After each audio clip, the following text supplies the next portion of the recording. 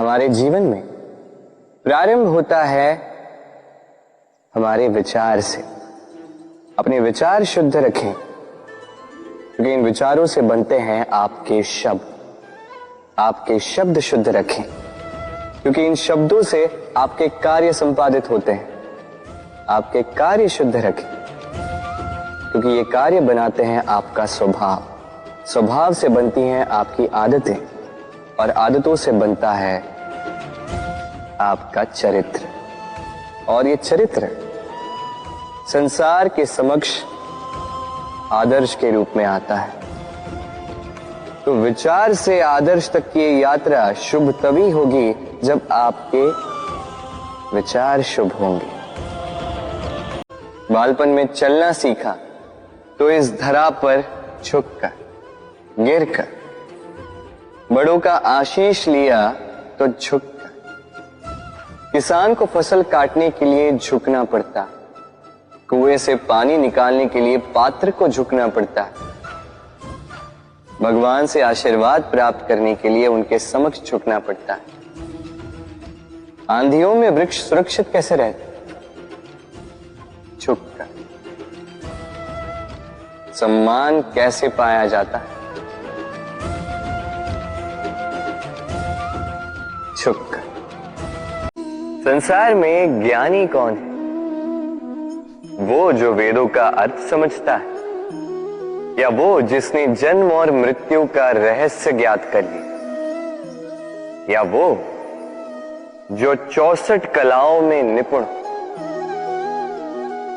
नहीं, संसार में ज्ञानी वो जो केवल एक अंतर समझता है, अंतर मान लेने का और ठान लेने का।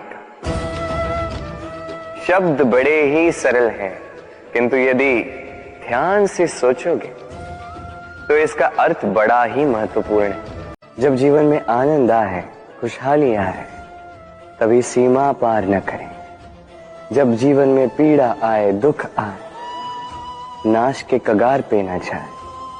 सौम्य रहे, शांत रहे, सूर्य की भांति चमकते रहे, क्योंकि हर क्षण की भांति ये भी एक क्षण है।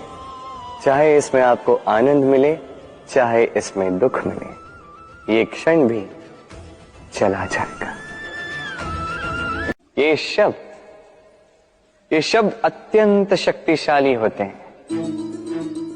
यदि ये शब्द नव प्राण फूंक सकते हैं, तो ये शब्द प्राण ले भी सकते हैं। जैसे एक शब्द मंत्र बनकर जीवन तार देता है, वही कोई दूसरा अपशब्द हमें दुख दे देता है, हमारे मन में क्रोध को जगाता है। क्यों?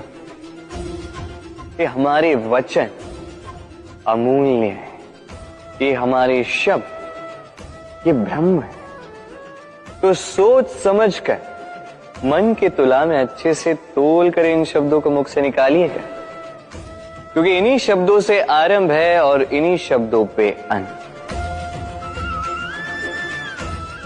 राधे राधे।